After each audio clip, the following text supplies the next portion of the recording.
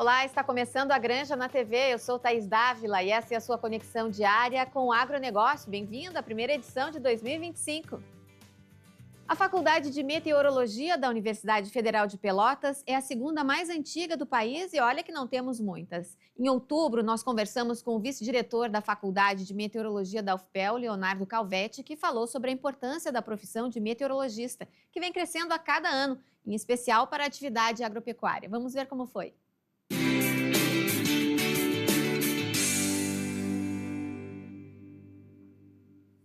Para saber um pouco mais sobre essa profissão, nós vamos conversar com o vice-diretor da Faculdade de Meteorologia da UFPEL, Leonardo Calvetti. Tudo bem, professor? Olá, Thaís, tudo bem? Bom, vamos contar um pouco sobre a história da Faculdade de Meteorologia da UFPEL. Tá certo. Sabes que os cursos de meteorologia no Brasil são relativamente recentes quando comparados com outros cursos, né? E então, assim, aqui nós estamos numa região, todo mundo sabe, né, que tem muita variação do tempo, né, ao longo do ano. Então, nós temos calor, frio, chuva, granizo, nós temos quase todos os fenômenos meteorológicos acontecendo na nossa região, aqui no Rio Grande do Sul, na região sul do Brasil. Então, por exemplo, quando a gente compara as regiões no mundo, né, que tem eventos meteorológicos de grande monta, né, nós estamos numa região onde acontece. Agora, esse ano, nós passamos por um evento catastrófico, né? E isso lá na década de 70 se tinha esse feeling de que precisávamos entender melhor a meteorologia, então se criou o curso aqui dentro da universidade.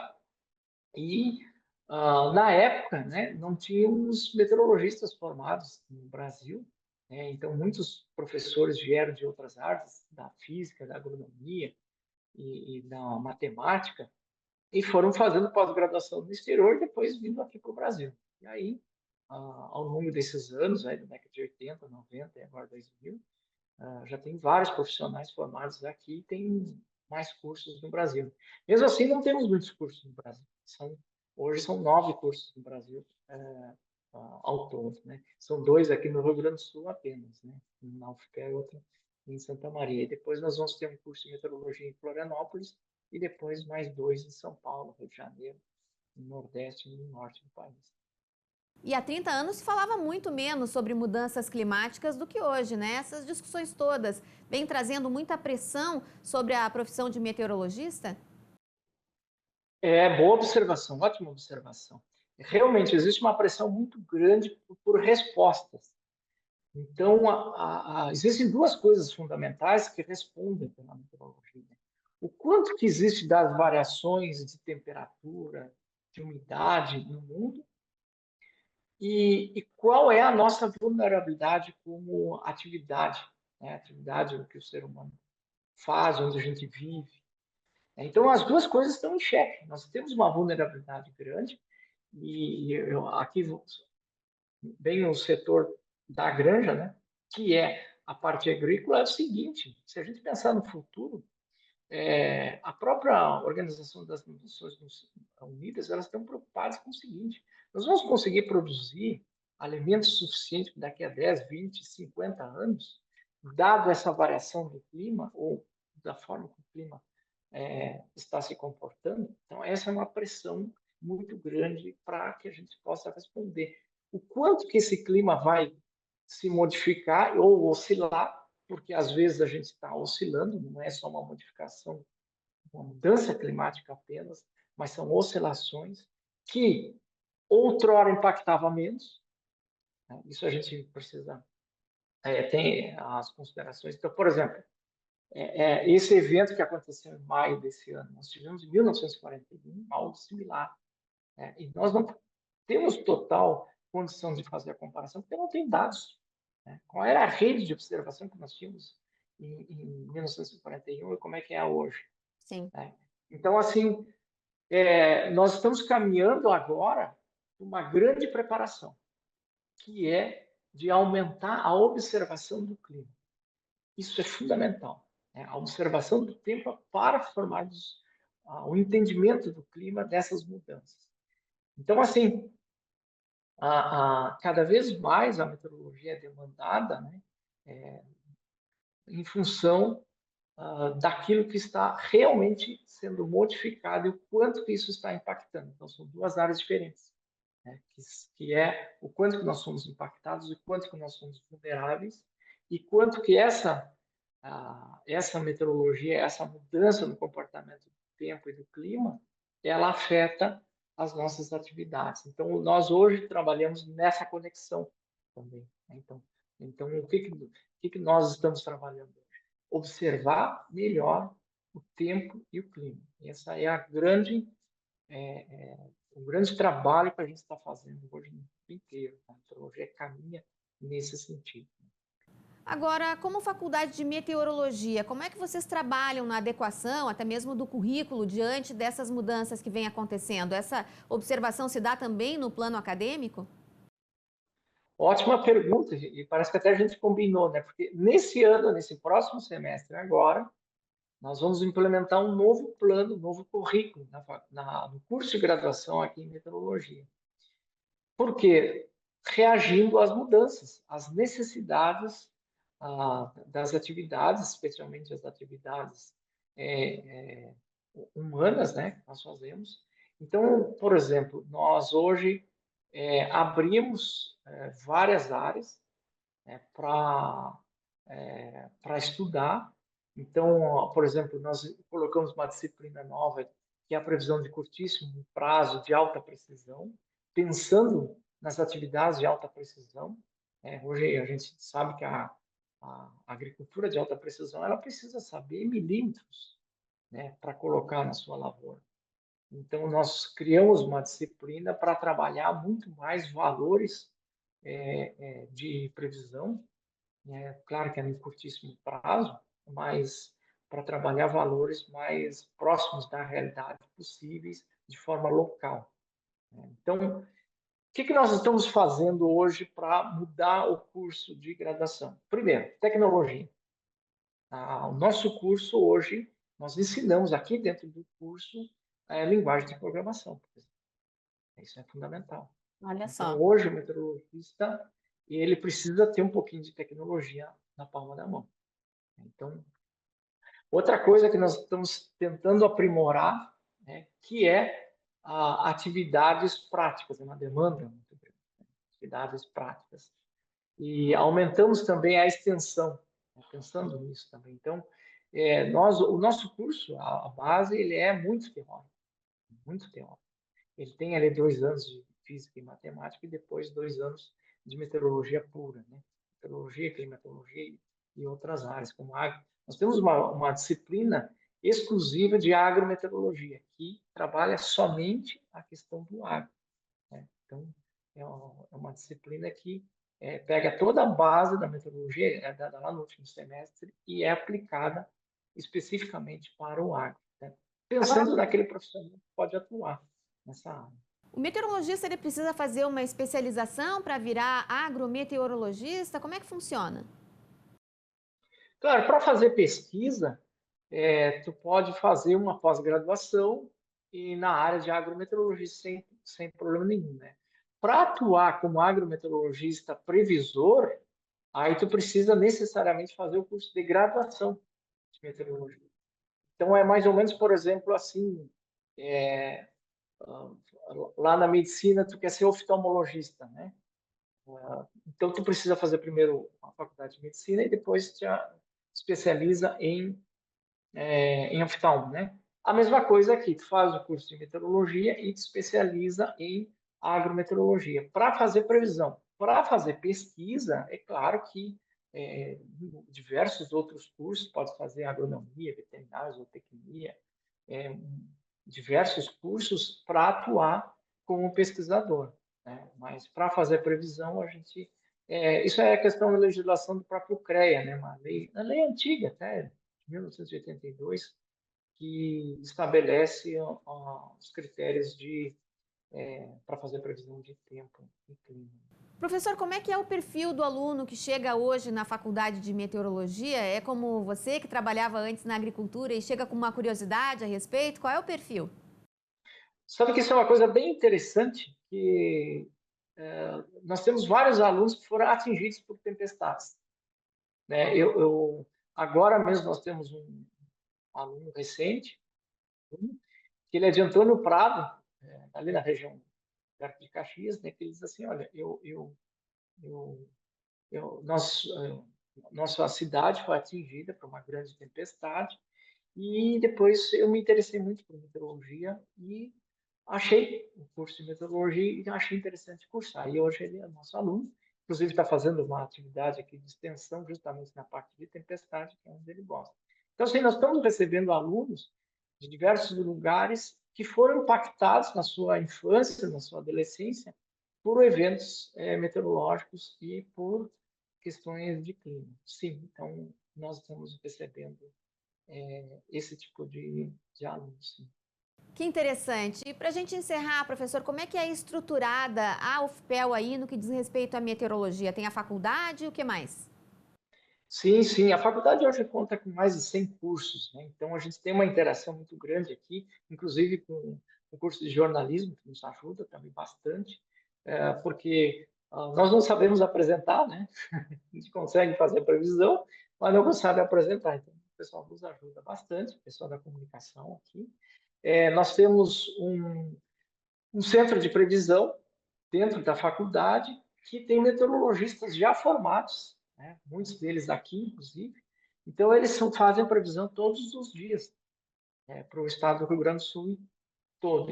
Inclusive, hoje, no dia de hoje, temos 2 alunos nossos fazendo estágio nesse centro de previsão para aprender como é que funciona fazer a previsão no dia a dia, na vida real.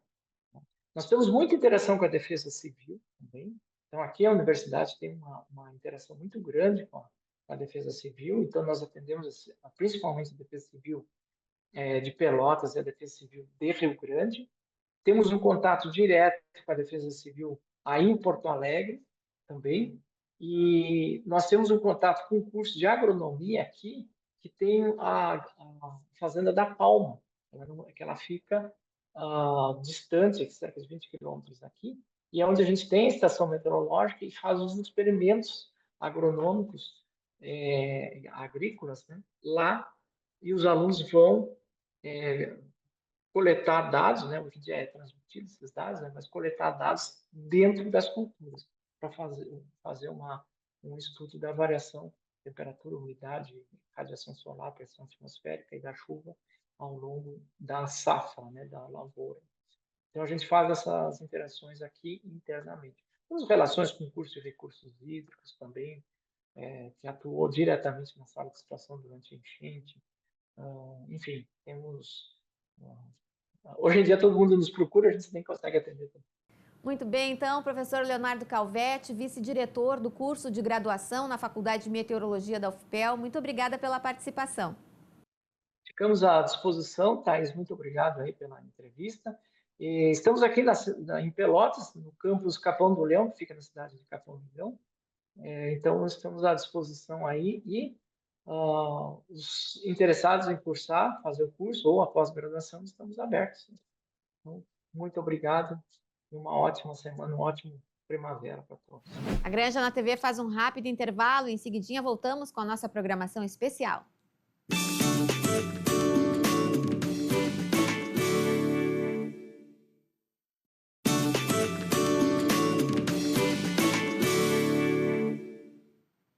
A Granja na TV está de volta e a escolha da sua graduação é muito importante. A UBRA tem uma oportunidade para você. Na UBRA você tem futuro com raízes sólidas. O vestibular 2025 tá on. São mais de 30 opções de cursos presenciais, híbridos e EAD para você estudar com flexibilidade. E por falar nisso, sabia que você pode ingressar no curso dos seus sonhos por vestibular, nota do Enem, transferência ou segunda graduação? Aqui você tem condições de pagamento super especiais, com opções de parcelamento e financiamento exclusivas, além de descontos imperdíveis. Estude com equilíbrio entre a teoria e a prática, com uma infraestrutura que oferece a melhor experiência e ultrapasse fronteiras com oportunidades de intercâmbio. Acesse ubra.br/vestibular e matricule-se. UBRA, nossas raízes são do Sul. Em 2024, o Brasil viveu um período histórico de altas temperaturas e seca em todo o centro-norte do país. E existe desde 2012 um centro de monitoramento de desastres naturais que pesquisa a fundo essas ocorrências. Em setembro, quando a fumaça das queimadas cobriu o Brasil, eu conversei com a pesquisadora do CEMADEM, Ana Paula Cunha. Vamos ver como foi. Eu converso agora com a pesquisadora do CEMADEM, Ana Paula Cunha. Tudo bem, Ana Paula? Olá, bom dia, tudo bem? Queria começar perguntando o que é e o que faz o CEMADEM. Certo. Bom, o CEMADEM, né, é uma unidade de pesquisa do Ministério de Ciência e Tecnologia e Inovação, mas que tem um caráter um pouquinho diferente das outras unidades de pesquisa, né? Nós temos um centro operacional e também uma unidade de pesquisa. Então, o CEMADEM, né, é a instituição responsável pelo monitoramento e emissão de alertas para desastres relacionados a enxurradas, inundações e movimentos de massa, e, por um outro lado, também monitoramento das condições de seca no país. O CEMADEM foi criado em 2012, né, em decorrência daquele grande desastre na região serrana do Rio de Janeiro, com quase um pouco mais de 1.000 fatalidades, mas que logo no início, né, em 2012 para 2013, a gente teve uma grande seca na região semiárida, então recebemos uma atribuição a mais, né, que além de monitorar os municípios em relação, né, aos desastres relacionados a excessos de chuva, também a falta de chuva. Então, desde 2012, a gente também faz o monitoramento de secas e avaliação de impactos para todo o território, subsidiando diferentes ações em diferentes ministérios do governo federal. Você vem percebendo que tem aumentado a ocorrência de secas em relação a outros desastres naturais no Brasil, Ana Paula? Sim, acho que ambos os extremos, né? Acho que a gente tem tido, sim, um aumento da frequência, tanto de chuvas muito torrenciais, né? Volumes muito grandes de chuvas em períodos de tempo cada vez mais curtos, né? E, por outro lado, também a recorrência de secas, como a que a gente está observando agora, em grande parte do país, né? Durante o nosso monitoramento, a gente passou por secas na região sul do país, em 2012, mais especificamente o Rio Grande do Sul, né, em 2012. Depois, ainda em 2012 até 2017, a seca na região semiárida, que foi uma seca plurianual, muito intensa. No meio disso, a gente teve a crise hídrica na região sudeste do país, em 14 e 15. Depois tivemos uma grande seca na região amazônica, né, e também nordeste, semiárido, em 15 e 16. 2020, né, uma grande seca no Pantanal. E agora, desde 2023, uma seca que vem lá desde do Acre, do Amazonas, e vem vindo até o estado de São Paulo e o Triângulo Mineiro. Então, assim, desde que nós começamos a fazer o monitoramento de secas no CEMADEM, essa é a primeira seca que tem durado mais e tem uma cobertura muito maior em relação às anteriores. É óbvio que a gente percebe os reflexos dessas secas que acabam provocando queimadas em grandes áreas, mas como isso se reflete também na produção de alimentos? Claro, né? Uma outra análise, né, que nós fizemos de mais grande prazo, mostrando aí sim, né, as mudanças do padrão do clima, mostram que grande parte do país nós estamos caminhando, né, para uma direção de um país mais quente e mais seco, né, o que afeta, sobretudo, a produção agrícola. A recorrência de secas, né, em intervalos cada vez mais curtos, contribuem para a mudança de clima de longo prazo. Né? As mudanças de clima, geralmente a gente faz uma análise com base em dados de pelo menos 30 anos. Né? Então, quanto mais anos mais secos tivermos na série histórica, isso contribui para um novo padrão de clima, que foi o que nós fizemos agora, mais recentemente, utilizando dados de 1990 até 2020. Com base nesses dados, nós, por exemplo, como podemos ver, né, que o semiárido continua crescendo, encontramos uma área árida, né, no interior do semiárido, além de que uma área, né, de clima subúmido seco, que até então era mais comum, né, era só comum, na verdade, no entorno ali do semiárido no Nordeste, agora presente tanto no estado do Rio de Janeiro, como no norte do Rio de Janeiro, como também no sul do Pantanal. E o que significa isso? Significa concretização dessas mudanças de padrão de clima. Né? Então, sim, grande parte, principalmente região central do país, sim, a gente está caminhando para um clima mais seco e mais quente. A gente está começando já a vivenciar o que a gente falava, né, de termos de projeções de mudanças climáticas lá para a metade do século. Então, a gente já começou a ver esses cenários acontecendo. Isso que aconteceu no Rio Grande do Sul, com 3 anos seguidos de secas, é um fenômeno climático ou já está ligado às mudanças climáticas? Ainda não dá, né? A seca, o próprio relatório do IPCC mostra isso, né? Que em algumas regiões do globo já é possível fazer a atribuição da seca às mudanças climáticas. né? Em outros, não. No Brasil, por exemplo, esse levantamento do IPCC mostra que as secas ali na região central, nordeste, sim, podem ter uma confiança ainda não muito alta, mas que podem estar relacionadas às mudanças climáticas. Então, assim, associar um evento específico às mudanças climáticas é bastante complexo, bastante difícil, né? Precisam ser feitas várias análises para, de fato, confirmar isso. No entanto, a gente sabe que a recorrência, a intensidade e os intervalos curtos, né, de um evento para o outro, sim, estão relacionados às mudanças climáticas. Essa seca, né, que nós tivemos no Rio Grande do Sul, né, que se intensificou muito no Rio Grande do Sul até início de 23, elas sim estavam relacionadas ao evento Laninha. Né? A Laninha costuma causar secas na porção sul do país, especialmente Rio Grande do Sul. Então, essa seca, né, mais que durou bastante também, que depois, logo depois, poucos meses depois, né, veio a grande inundação, ela sim estava relacionada à Laninha, né? É difícil ainda associar que aquele evento especificamente foi relacionado às mudanças climáticas, mas o intervalo curto de um extremo para o outro e a recorrência, sim, a gente pode atribuir às mudanças climáticas. E Ana Paula, quais são os próximos passos do CEMADEM? Bom, então, como unidade de pesquisa e, além disso, né, centro operacional, o objetivo maior da nossa pesquisa, seja na hidrologia, na geodinâmica, na própria meteorologia, na ciência de desastres, né, o objetivo maior é compreender melhor as ameaças, né, os riscos que nós temos associados a essas ameaças de extremos opostos de chuva, para melhorar nosso sistema de monitoramento e emissão de alertas. Mas, além disso, melhorar o conhecimento que a gente tem sobre isso. Conhecimento o quê, né? Quais são as regiões que são mais afetadas, onde estão as populações mais vulneráveis a diferentes tipos de desastres, que são informações extremamente importantes para guiar políticas públicas, né? Por exemplo, em relação às secas, nós também temos o mapeamento dos municípios que são mais vulneráveis a elas. E por que isso é importante? Dada, né, uma grande seca como a gente está vendo agora, contribui, ajuda a criar priorização. É difícil fazer ação ao mesmo tempo, por exemplo, no norte e sul do país, né, com o mesmo evento.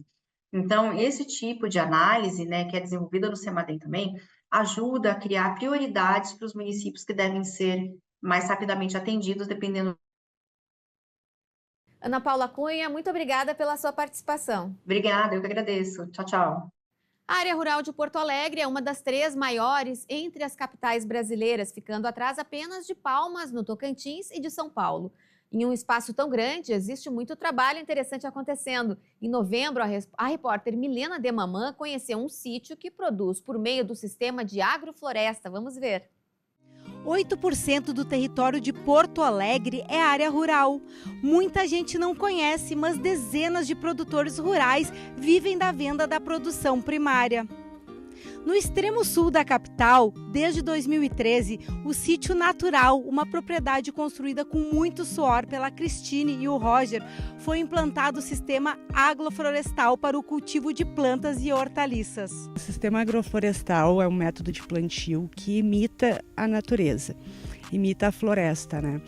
Então a gente implanta árvores que servem para adubação do solo mesmo, árvores que vão servir para poda, para alimentar o solo, junto com árvores frutíferas e, aqui no meu caso, também hortaliças. Então, eu consigo diversificar o meu sistema e trazer essa diversidade toda para o sistema, e a gente acredita que uma planta auxilia a outra no desenvolvimento. Então, para mim, agricultora, os benefícios são na rentabilidade mesmo do sistema, na segurança que o sistema me traz pela diversidade, né? Eu nunca vou perder tudo por uma chuva ou vou perder tudo pelo excesso de calor, porque eu uso o sistema para proteger as minhas plantas, ou seja, quando eu tenho a horta no meio das árvores, o excesso de sol já não judia tanto das plantas, porque elas estão protegidas pelas árvores. Quando eu tenho o sereno, a mesma coisa, as árvores protegem a hortaliça do sereno, né, que seria o que judiaria ela. Ao mesmo tempo, quando eu faço a cobertura do solo, eu estou alimentando o meu solo, não estou nutrindo só a planta, não é uma agricultura onde tu coloca adubo na planta para ela reagir. Tu nutre o teu solo, tu alimenta o teu solo, e a saúde do solo traz a saúde para a planta, a vitalidade para o alimento. O benefício é infinito. O que está plantado aqui, tá? Nossa, é meio difícil de falar, porque a gente tem de tudo plantado aqui. A gente tem desde as hortaliças mais básicas, alface, rúcula, espinafre, couve, beterraba, cenoura. As hortaliças que tu imaginar, a gente planta aqui, claro, respeitando a sazonalidade. E frutas, a gente tem laranja, tem banana, tem bergamota, tem limão, tem araçá, tem pitanga, tem mamão, tem uma infinidade de frutas também. A diversidade é muito grande. Eu tenho chá, eu tenho tempero. Que mais que eu tenho aqui? Eu tenho batata doce, tem aipim, tem milho, eu tenho tudo que tu pode imaginar plantado no meu sistema aí. E é isso mesmo, é a diversidade de cultura, é uma planta cuidando da outra, é tu descobrir novos consórcios. Consórcios é quando a gente une uma planta com a outra, respeitando a sucessão, né? O espaço que cada uma vai ocupar, o tempo que cada uma vai ocupar o canteiro até ser colhida. É um sistema mágico, abundante. E eu digo que é a solução para a agricultura familiar, é a solução para o planeta. E hoje vocês conseguem se sustentar só dessa agricultura familiar? A gente se sustenta só da propriedade. Era uma coisa que eu duvidava quando eu vivia na cidade, quando esse sonho começou. Nós pensava como uma aposentadoria. Quando nós nos aposentar, a gente vai complementar a renda plantando, né? E veio a pandemia e ali naquele momento a demanda por delivery, né, de alimentos aumentou também, e foi a primeira vez que eu vi, eu digo, nossa, talvez dê, né, para eu viver da propriedade. E a partir dali a gente vive da propriedade, a gente faz feira na Tristeza, somos certificados pela Rama. E hoje a nossa renda é bem completamente da propriedade e dá para viver muito bem. Eu valorizo muito e quero muito essa proximidade do consumidor com o produtor, né? Eu estou dentro da capital plantando alimento, estou perto do mercado consumidor, em 40 minutos tu vem do centro até a minha propriedade, então existe o Colipag, né? Que aos sábados de tarde, quando a gente chega da feira, por agendamento, a gente recebe as pessoas para vir aqui na propriedade, conhecer o sistema agroflorestal, fazer esse passeio, estar nesse lugar delicioso e ter a oportunidade de colher o próprio alimento.